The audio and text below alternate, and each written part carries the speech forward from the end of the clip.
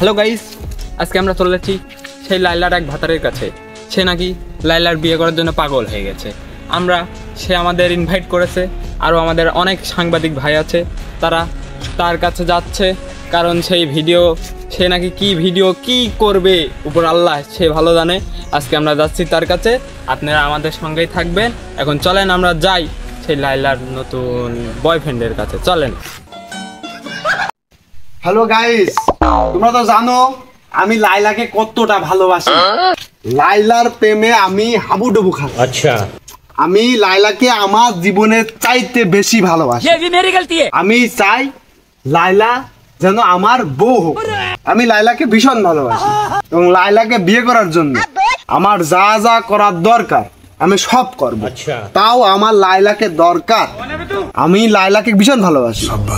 লাইলার যদি 5 থেকে 10টাও বিয়ে হয় তাও আমি লাইলাকেই ভালোবাসি। তো গাইস, তোমরা অবশ্য ভিডিওটা কিন্তু লাইলাকে পর্যন্ত পৌঁছাবা।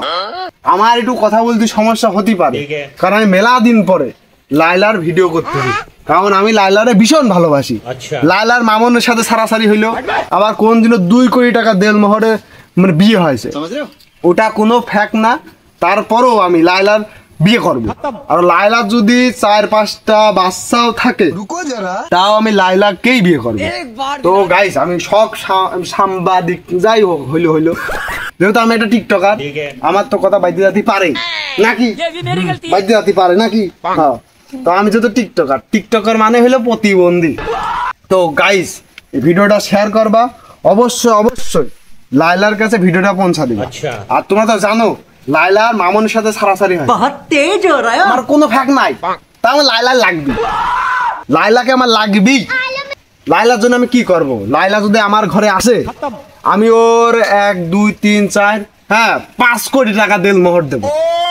লাইলাকে আমি 5 কোটি টাকা দেলমোহর দেব।